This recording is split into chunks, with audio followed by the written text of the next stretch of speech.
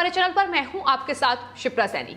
नाटा sting case में Kolkata high court से ममता बनर्जी को बड़ा झटका लगा है। टीएमसी नेताओं की जमानत पर होने वाली सुनवाई को आज टाल दिया गया है। इसका मतलब साफ है कि अब ममता सरकार के 2 मंत्री, 1 विधायक, एक्स मेयर को 1 रात और जेल में काटनी होगी और उसके बाद आगे का फैसला होगा। लेकिन ममता बनर्जी की मुश्किलें हर रोज बढ़ रही हैं।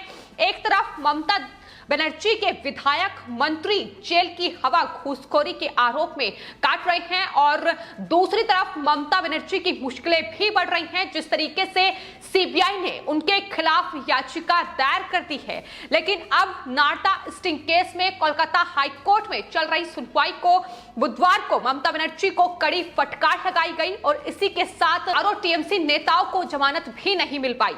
लेकिन उसके बाद आज जो सुनवाई होनी थी, अब कोलकाता हाईकोर्ट की वेबसाइट पर यह साफ तौर पर कहा गया है कि आज जो बेंच सुनवाई करने वाली थी वो नहीं बैठेगी। यानी आज एक बार फिर से नाटा स्टिंग केस की सुनवाई टल चुकी है और अभी फिलहाल टीएमसी के 4 नेताओं को जेल में रहना होगा। आपको बता दें, नाटा स्टिंग केस में सीबीआई ने टीएमसी के 4 नेताओं को गिरफ्तार किया था, जिसमें टीएमसी के 2 मंत्री, 1 विधायक और 1 एक्स मेयर शामिल हैं। नाटा स्टिंग केस में घूसखोरी का आरोप इन पर लगा है, लेकिन उसके बाद आपको बता दें सीबीआई की विशेष अदालत ने इन 4 नेताओं को जमानत दे दी थी। लेकिन उसके बाद सीबीआई ने इस पूरे मामले में कोलकाता हाईकोर्ट में अपील की और यह मामला आगे बढ़ा। कोलकाता हाईकोर्ट ने 4 टीएमसी नेताओं की जमानत पर रोक लगाई, जिसके बाद बुधवार को इस पूरे मामले की सुनवाई कोलकाता हाईकोर्ट में हुई और साफ तौर पर ममता बनर्जी के वकील अभिषेक मनु सिंघवी से कोलकाता हाईकोर्ट के जो एक्टिव चीफ जस्टिस थे, उन्होंने साफ तौर पर यह सवाल किया कि आखिर जिस तरीके से बंगाल की मुख्यमंत्री ममता बनर्जी ने वहां सीबीआई दफ्तर के परिसर में धरना दिया, क्या आप उसको सही ठहराएंगे? इस पर सिंघवी ने जवाब दिया कि दरअसल मुख्यमंत्री ने जो किया वो गांधीवादी तरीका था। इस पर चीफ जस्टिस की ओर से यह सवाल किया गया कि पथराव करना गांधीवादी तरीका है। उन्होंने साथ ही अभिषेक मनु सिंघवी को कड़ी फटकार लगाते हुए इस पूरे उनके बयान पर आपत्ति जाहिर की और कहा कि इसका मतलब यह है कि क्या अब ये कानूनी मुद्दे जो हैं वो सड़क पर सुलझाए जा सकेंगे। तो साफ तौर पर कल जो कोलकाता हाईकोर्ट में नाटा स्टिंग केस में इन 4 टीएमसी नेताओं की जमानत पर जो सुनवाई हुई, उसमें ममता बनर्जी के वकील और कांग्रेस नेता अभिषेक मनु सिंघवी की ओर से ममता बनर्जी का पक्ष रखते हुए तमाम झूठी दलीलें भी पेश की गई।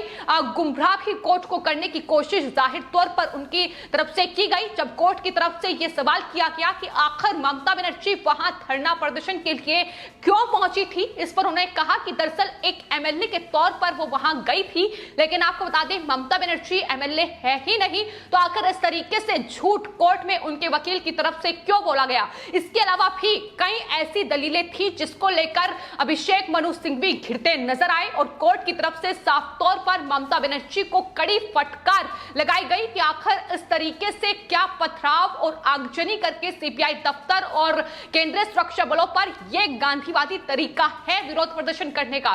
तो जिस तरीके से टीएमसी लगातार वहां शासन कर रही है, तानाशाही शासन उनका जारी है और कहीं ना कहीं केंद्रीय जांच एजेंसी सीबीआई को दबाने की कोशिश की गई, उनके अधिकारियों को ममता बनर्जी की ओर से गाली तक भी दी गई। इसका भी कोर्ट में खुलासा हुआ, जिस पर ममता बनर्जी और उनके वकील अभिषेक मनु सिंघवी घिरते नजर आए। वहीं सॉलिसिटर जनरल तुषार मेहता की ओर से भी सीबीआई का पक्ष रखते हुए साफ तौर पर मांग की गई कि दरअसल पूरा मामला बेहद गंभीर है, ऐसे में इन 4 नेताओं का जेल में रहना बेहद जरूरी है।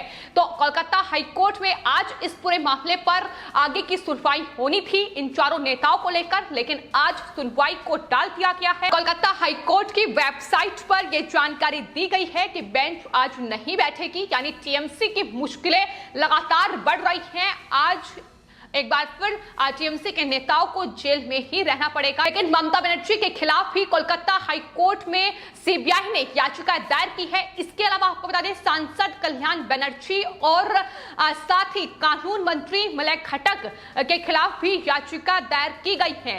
तो ये तीनों वो नेता हैं जो सीपीआई के दफ्तर पहुंचे थे टीएमसी नेताओं की गिरफ्तारी का विरोध करने के लिए, लेकिन जिस तरीके का तांडव उन्होंने सीपीआई दफ्तर के परिसर में मचाया उसको लेकर ही सीपीआई ने अब ममता बनर्जी और उनके मंत्री और सांसद के खिलाफ ये याचिका कोलकाता हाई कोर्ट में दायर की है, जिसमें आने वाले वक्त में सुनवाई होगी।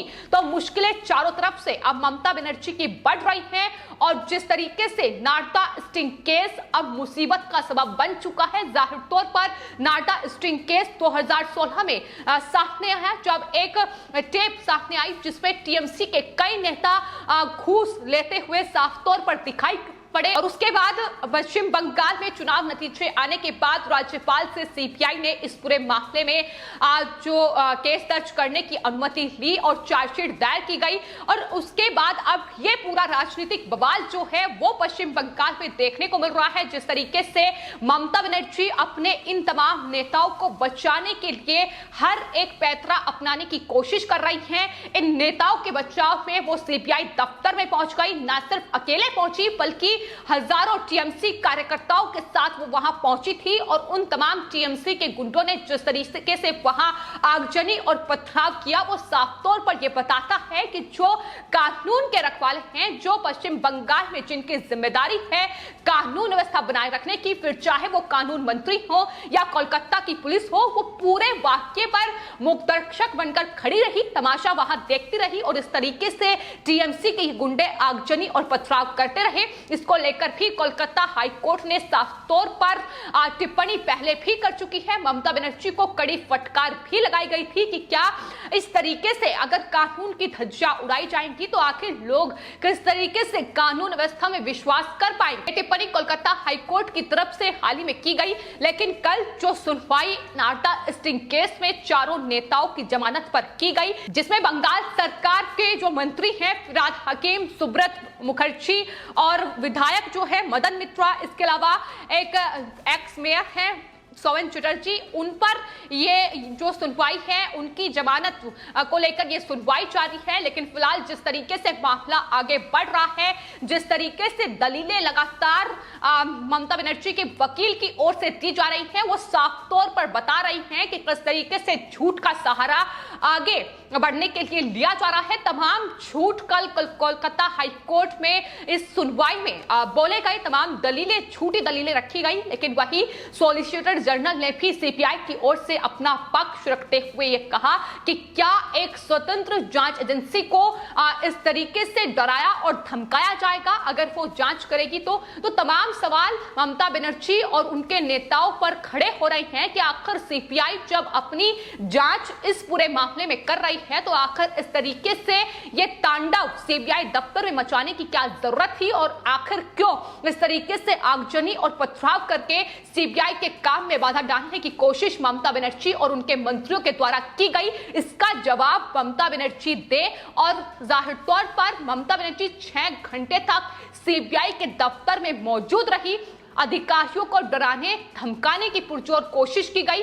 कानून मंत्री मलय खट्टक के द्वारा भी यही हरकत उन्होंने की। वो कोर्ट पहुंच गए, सीबीआई कोर्ट पहुंचे, जहां उनके तरफ से अधिकारियों को धमकाया गया, उनसे बदसलूकी की गई, जिसका खुलासा खुद सीबीआई के अधिकारियों ने स्पेशल कोर्ट में किया था। उनका साफ तौर पर यह कहना था कि इस मामले को दूसरी कोर्ट में ट्रांसफर किया जाए क्योंकि पश्चिम बंगाल में जांच होनी मुश्किल है। जिस तरीके के हालात बंगाल में बने हुए हैं, तो फिलहाल जांच लगातार घूसखोरी के इन आरोपों में टीएमसी के नेताओं की जारी है और ये लिस्ट और लंबी भी हो सकती है क्योंकि सिर्फ 4 नेता ही नहीं हैं जो नारदा स्टिंग केस में जिनका नाम सामने आया है, बल्कि टीएमसी के कई और ऐसे मंत्री और नेता हैं जिनकी मुसीबत आने वाले वक्त में बढ़ सकती है और ममता बनर्जी पर भी शिकंजा कसा जा सकता है। और यही वजह है कि इस तरीके से बौखलाहट लगातार ममता बनर्जी की देखने को मिल रही है। लेकिन फिलहाल जो सबकी निगाहें कोलकाता हाई कोर्ट की इस सुनवाई पर टिकी हुई थी कि आखिर क्या कुछ फैसला कोलकाता हाई कोर्ट इस नारदा स्टिंग केस में सुनाएगा, तो जाहिर तौर पर आने वाले वक्त में उसकी सुनवाई होगी। लेकिन फिलहाल ममता बनर्जी को बड़ा झटका कहीं ना कहीं लगा है जिस तरीके से सुनवाई टाल दी गई है, क्योंकि ममता बनर्जी जो लगातार टीएमसी के इन चारों नेताओं को बचाने की कोशिश कर रही हैं। इन्हें किस तरीके से तमाम पैतरे अपनाकर बचाया जाए, लेकिन उनका वो किसी भी कहीं ना कहीं पैतरे में कामयाब नहीं हो पा रही है। और यही वजह है कि बौखलाहट लगातार टीएमसी प्रमुख ममता बनर्जी और उनके नेताओं की बढ़ रही है। यही वजह है कि वो लगातार राज्यपाल से लेकर अब सीबीआई के अधिकारियों और स्वतंत्र जांच एजेंसी सीबीआई पर भी सवाल खड़े कर रही है। फिलहाल आपके इस पूरे मामले पर क्या राय है, हमें कमेंट बॉक्स में जरूर लिखें और चैनल को सब्सक्राइब करें। धन्यवाद।